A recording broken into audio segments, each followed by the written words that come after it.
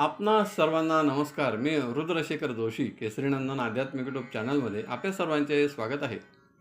आज आपण ह्या व्हिडिओत जाणून घेऊया श्री अधिक मास महात्म्य ग्रंथाचा अध्याय 17 व 18 कथा स्वरूपात. सुतांनी ऋषींना सांगितले, 3 दिवसांच्या स्नानाचे पुण्य दिल्यास काय फल प्राप्त होते त्याविषयीची कथा मी तुम्हाला सांगतो. फार पूर्वी दक्षिण दिशेकडे पैठण नावाच्या नगरात एक धर्मशर्मा नावाचा ब्राह्मण राहत होता. त्याची पत्नी देखील गृहदक्ष होती.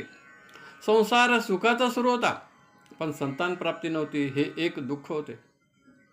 वृद्धत्व आले तरी संतान प्राप्ती झाली नाही. वृद्धत्वामुळे कोणताही व्रत उपवास पूजन करू शकत नव्हते. पुढे अधिक महिना आला. सर्वजण आपापल्या तब्येतीनुसार व्रत उपवास करू लागलेत. आर्थिक सामर्थ्यानुसार दानधर्म करू लागलेत. हे पाहून ब्राह्मण दाम्पत्य दुःखी झाले. त्यांनी विचार केला, आपल्याजवळ धनद्रव्य नाही, त्यामुळे काही दानधर्म करू शकत नाही.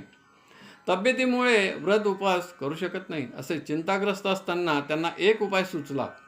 आपण महिनाभर जरी नदीवरती स्नानास जाऊ शकलो नाही तरी 3 दिवस तरी जाऊ. पत्नीने होकार दिला. पहिल्या दिवशी गंगा नदी किनारी स्नान करण्यास गेले. स्नान करून परत आले. घरी आल्यावर भगवंताचे पूजन केले. नामस्मरणात दिवस व्यतीत केला. अशाच प्रकारे दुसऱ्या दिवशी देखील केले. आता तिसऱ्या दिवशी पहाटे जेव्हा ते गंगा नदीवरती स्नान करण्यास निघाले, त्यावेळी अंधारातच एक पिशाच त्यांच्या समोर येऊन उभे राहिले. दोघेही जण त्याला पाहून घाबरले. पण पिशाचने त्यांना सांगितले, तुम्ही घाबरू नका, भयभीत होऊ नका. तुमची सत्संगती मला लाभली आणि मला माझा पूर्वजन्म आठवला.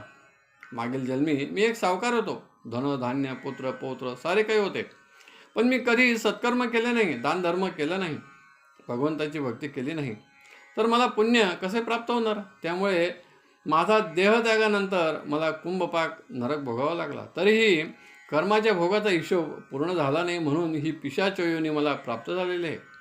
आता तुम्हीच माझा उद्धार करावा व या पिशाच योनीतून मला सोडवावे.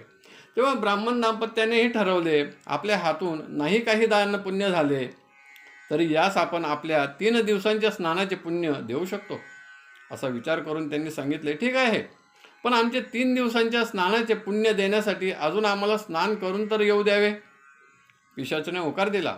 ब्राह्मण दाम्पत्य स्नान करून आले. पिशाच त्याची वाट पाहत होते. ब्राह्मण दाम्पत्य त्याच्याजवळ आलेत. त्यास 3 दिवसांच्या स्नानाचे पुण्य दान दिले आणि काय आश्चर्य, त्यास घेण्यास विमान आले व तो विमानात बसून स्वर्गात जाताना ब्राह्मण दाम्पत्यास नमस्कार करून आभार मानले व ब्राह्मण दाम्पत्यासही आपण केलेल्या कर्मामुळे कुणाचा तरी उद्धार झाला याचा आनंद झाला. दोघेही जण आनंदाने घरी परत आलेत. येथे अध्याय 17वा पूर्ण झाला. अध्याय 18व्यामध्ये एक कथा आहे.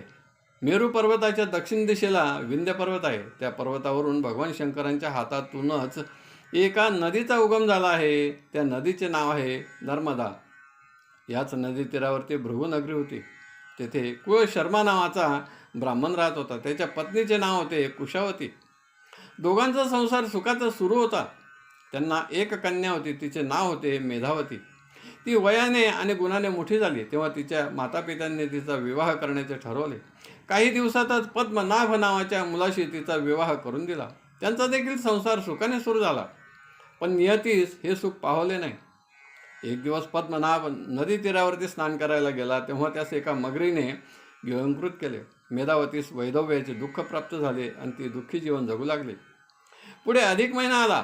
तिने पाहिले सर्व सौभाग्यवती स्त्रिया, पुरुष, मुले, वृद्ध सारे काही अधिक मासाच्या कथा श्रवण करीत आहेत, व्रत करीत आहेत.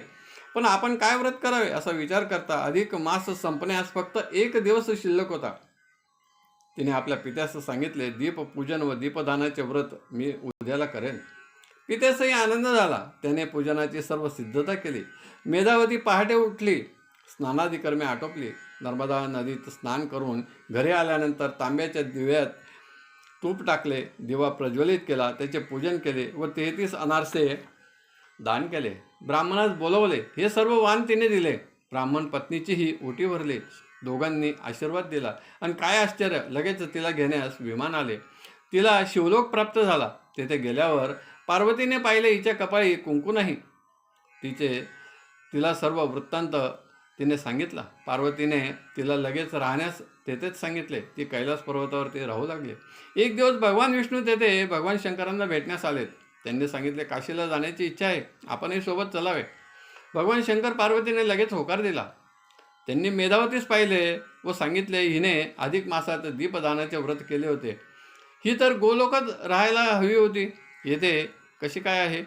पार्वतीने सांगितले, मीच तिला शिवलोकात आणले.